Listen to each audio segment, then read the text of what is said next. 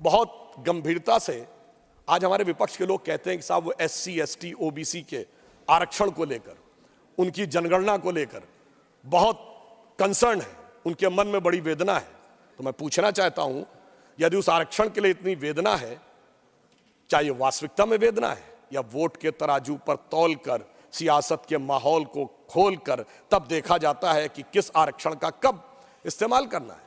अगर ये सच था तो क्या ये सच नहीं है कि इन्हीं लोगों के शासनकाल में अलीगढ़ मुस्लिम यूनिवर्सिटी से SC ST OBC का आरक्षण समाप्त हो गया, कोर्ट ने उसको क्वैश कर दिया। 81 में फिर इंदिरा जी की सरकार लाई, इलाहाबाद हाई कोर्ट ने फिर क्वैश कर दिया, 2006 में मनमोहन सिंह जी की सरकार फिर लेके आई। कहां चला गया, कहां चला गया?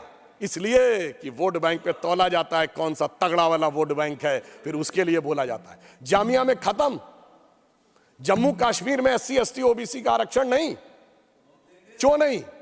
और मैं बताना चाहता हूं, जो लोग आज कहते हैं समाज के उन वर्गों के लिए, जम्मू कश्मीर इस देश का एक ऐसा इकलौता राज्य था जहां वाल्मीकि समाज के प्रतिभाशाली बच्चे चाहे कितना भी पढ़ जाएं सिर्फ सफाई कर्मचारी बन सकते थे। जब 370 हटी है उसके बाद वो बराबरी मिली है। आप इस सीमा तक दबा के रखते थे और हमने महर्षि वाल्मीकि इंटरनेशनल एयरपोर्ट बनाया है। यह दर्शाता है मोदी जी की सोच और आपकी सोच में कितना बड़ा अंतर है।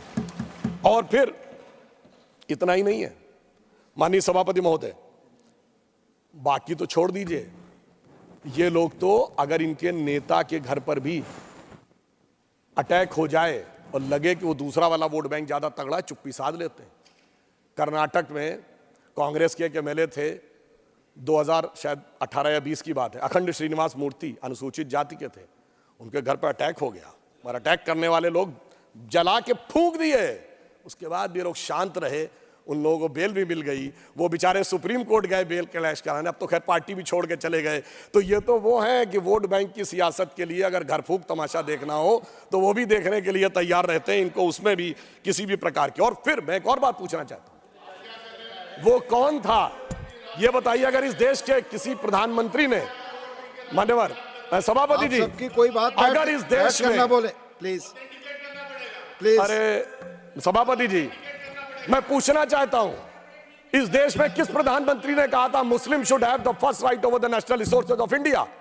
आपने तो नहीं कहा SC ST OBC और गरीब का होना चाहिए। हमारे मोदी जी ने कहा गरीब का पहला हक है, वंचित का पहला हक है, किसान का पहला हक है, महिला का पहला हक है।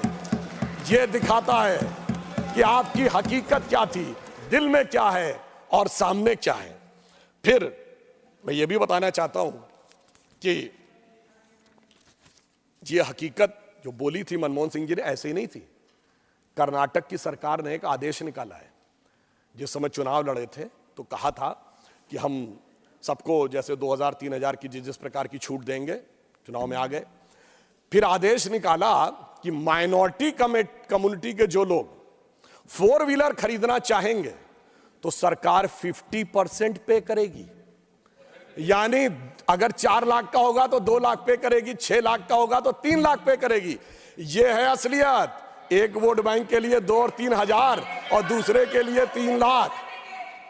मान्यवर, इसलिए जो पहले था वही आज भी है। और फिर मैं और बताना चाहता हूं, आपस में बात ना करें। हमारे पश्चिम बंगाल के लोग, माननीय सभापति जी, अभी पिछड़ा वर्ग आयोग ने पश्चिम बंगाल की सरकार को तलब किया है।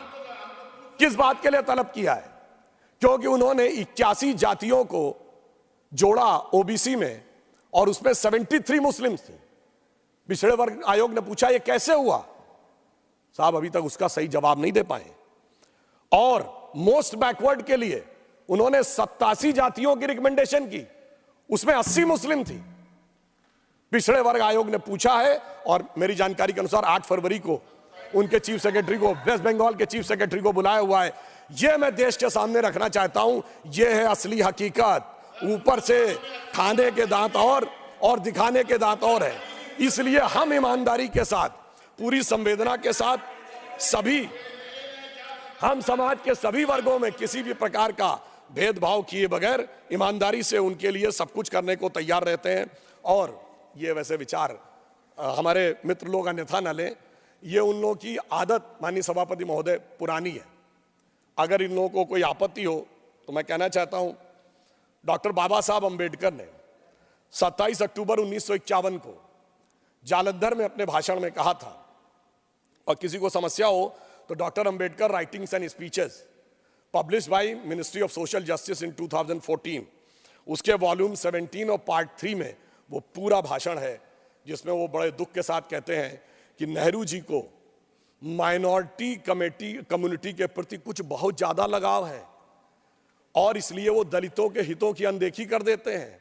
उन्होंने कहा कि मैं इस बात के विरोध में नहीं हूं कि मुस्लिमों को नहीं मिलना चाहिए, परंतु दलितों की कीमत पर मिले, मुझे इस बात का बहुत दुख है। और मैं उनका वर्ड कोट करना चाहता हूं। उन्होंने कहा कि नेहरू जी पिछले 20 साल से इस देश के सबसे बड़े नेताओं में से एक हैं। उन्होंने 2000 से अधिक भाषण दिए होंगे और उसमें उन्होंने अनेक बार मुस्लिम समाज के लिए बहुत सारी बातें कही हैं, मगर दलितों के लिए उनको वो देखने को नहीं मिलता। और उनका जो वर्ड है कि मैं मुस्लिमों की उपेक्षा नहीं होनी चाहिए, ये मेरा विचार है, परंतु मुस्लिमों को दलितों की कीमत के ऊपर आनंद करवाया जाए, यह मैं उचित नहीं मानता, क्योंकि दलितों को अधिक सुरक्षा की आवश्यकता है। ये डॉक्टर अंबेडकर के स्पीचेस में लिखा हुआ है। और आज वैसे एक और बात बता दूं मान्यवर, आज ये लोग अपने हिसाब से कैसे बदलाव करते हैं। मान्यवर, मैं देश के समक्ष ये कहना चाहूंगा कि जातिगत आइडेंटिटी की बात आती है तो इस देश में एक ही नेता है जिसकी जाति, उपजाति और गोत्र भी प्रेस कॉन्फ्रेंस में बताया गया, क्योंकि तब उनको लगता है कि उसका फायदा हो सकता है। और इतना ही नहीं, जनेऊ भी दिखाया गया प्रेस कॉन्फ्रेंस में, यानी तब लगा कि शायद इसका फायदा हो सकता है, मगर फिर जब लगा कि कुछ और होना चाहिए तो बदल गए। सिर्फ 5 साल के अंदर बदल गए। और मैं ये भी बात बताना चाहता हूं मान्यवर, जब ये लोग जातिगत विषय की बात करते हैं तो ये भी एक संयोग, इसको अन्यथा न ले। ऑन द लाइटर नोट मैं कहता हूं, इस देश में एक ही प्रधानमंत्री हुए जिन्होंने अपनी जातिवाचक संज्ञा अपने नाम के आगे लगाई। हमने कभी पंडित अटल बिहारी वाजपेयी नहीं कहा था, मगर एक ही पंडित जी हुए भारत की राजनीति में, यानी तब उसका फायदा था तो उस चीज को आगे करना है, आज दूसरा फायदा है तो दूसरे को आगे करना है।